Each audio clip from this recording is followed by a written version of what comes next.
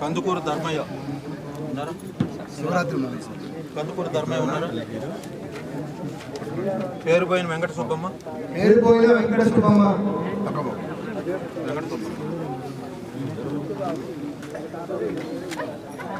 కలవలపూడి మధుసూదన్ రావు.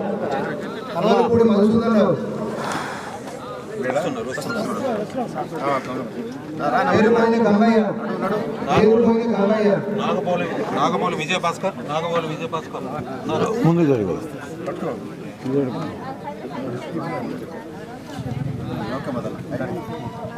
మనము సిమెంట్ రోడ్లు ఒక 15 లక్షలకి ఇచ్చినాం సార్. పసుపుల షెడ్లు ఒక 12.5 లక్షలకి ఇచ్చినాము. ఎన్ఆర్జీఎస్ పథకం కింద గత 2 సంవత్సరాలు 76,26,000 ఇచ్చాం సార్. ఇప్పటివరకు మెటీరియల్ కాంపోనెంట్ కింద 10,70,000 పే చేస్తాం సార్. ఇది ఈ ఊర్లో మన జరుగుతున్న అభివృద్ధి కార్యక్రమాలు సార్. తర్వాత ఎక్స్-ఏఎన్సీ చైర్మన్ గారు రాజేశ్వరరావు గారు.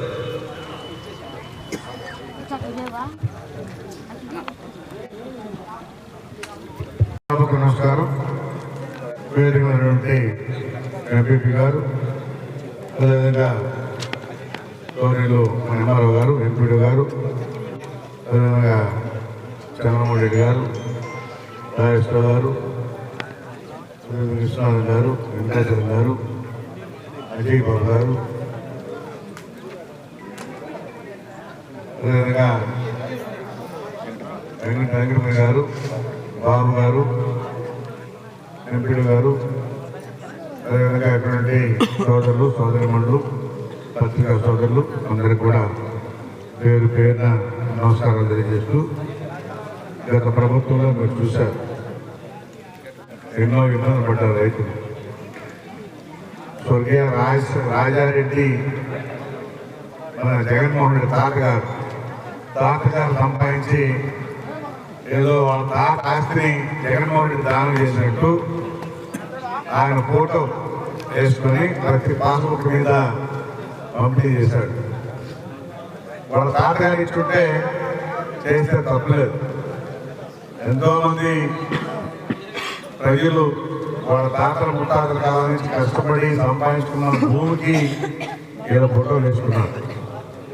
అది గమనించిన ప్రభుత్వం మన ఆ రోజు అపోజిషన్లో ఉండి మనం ముఖ్యమంత్రి చంద్రబాబు నాయుడు గారు ఆ రోజు చెప్పారు, ఎవరు భూమి అయితే ఉంటుందో వాళ్ళ పేరుతో హక్కు కల్పిస్తామని చెప్పని ఆ రోజు చెప్పాడు. దాన్ని చూచా తప్పకుండా అధికారులందరికీ కూడా ఇన్స్ట్రక్షన్ ఇచ్చి ఆ పాస్బుక్ రద్దు చేసి ఈరోజు మీ పేరుతో ప్రభుత్వం ఇస్తున్నట్టు మీకు ప్రభుత్వం ముద్ర వేసి, రాజముద్ర వేసి ఈరోజు మీకు ఇవ్వడం జరుగుతాం. ఆ రోజు రాజముద్ర కాదు, ఆయన పుట్టేసుకున్నారు రాజముద్ర మాదిరి. ఏ ప్రభుత్వం ఇచ్చినా కానీ ఈ రాజముద్ర ఉంటే దీన్ని ఎవరు కూడా అబ్జెక్షన్ చేయరు. ఎందుకంటే ఇది ప్రభుత్వం ఇచ్చేది. ఏ ప్రభుత్వం ఉన్నా కానీ ఈ పేరు కంటిన్యూ అవుతుంది. అదేవిధంగా ఈరోజు పనిచేయాలనే కాన్సెప్ట్తో మరి కోడ్ కూడా ఇచ్చారు. ఆ కోడ్ మీ పిల్లలు స్కాన్ చేస్తే మీ కుటుంబంలో ఎంతమంది ఉన్నారు, ఆ డీటెయిల్స్ భూమి వివరాలు వస్తాయి. ఎన్ని ఎకరాలు ఉంది, ఎన్ని సెంట్లు ఉంది, అన్నీ కూడా వస్తాయి. అది చాలా మంది ఇబ్బంది పడ్డారు. ఒకరి భూమి ఒకరు ఆక్రమించుకొని పట్టాదారు పాస్ పుస్తకాలు చేసుకొని ఇబ్బంది పెట్టి చాలా మంది ఇబ్బందులు పాలయ్యారు. అలా కాకుండా ఈరోజు ఈ ప్రభుత్వం ఎవరిదైతే భూమి ఉందో వాళ్ళు ఇబ్బందిగా ఉంటే ఆన్లైన్లో అప్లై చేసుకుంటే మరి సర్వే చేసి మీకు ప్రతి నెల కూడా ఫస్ట్ వీక్లో మీ పేరుతో పట్టాదారు పాస్బుక్లు ఇస్తూ ఉంటారు. ఇది ఇప్పుడు కూడా కొనసాగుతూ ఉంటుంది. ప్రతి నెల మొదటి వారంలో ఈ పంపిణీ జరుగుతూ ఉంటుంది. మీరు ఆన్లైన్లో అప్లై చేసుకోవాలి. అప్లై చేసుకున్న తర్వాత అవి వచ్చి పరిశీలిస్తారు. చూసి రిపోర్ట్ ఇచ్చిన తర్వాత మీ పేరుతో పాస్బుక్ తయారు చేసి ప్రతి నెల ఫస్ట్ వీక్లో ఇది ఇస్తూ ఉంటారని చెప్పని కూడా తెలియజేస్తూ ఉన్నాం.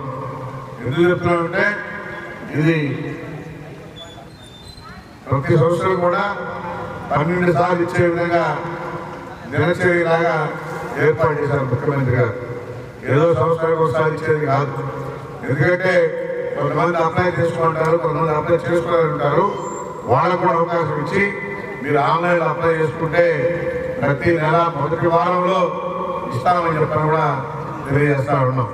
ఇలాంటి అవకతవకలు ఏమైనా కానీ మీరు ప్రభుత్వం దృష్టి తీసుకురండి, ఎంఆర్ఓ దృష్టిలో పెడితే అవన్నీ కూడా వెరిఫై చేసి మీకు పుట్టాల పాస్ పుస్తకాలు ఇవ్వడం జరుగుతుందని చెప్పని కూడా తెలియజేస్తూ, ఇప్పుడు కూడా ఈ ప్రభుత్వం చిత్తశుద్ధితో పనిచేస్తుంది, ప్రజల పక్షాన ఉంటుంది. ఎందుకంటే మన ముఖ్యమంత్రి ఆలోచన ఒకటి, ఈ రాష్ట్రంలో పేదరికం లేనటువంటి రాష్ట్రంగా చేయాలన్నదే ఆయన తాపత్రం.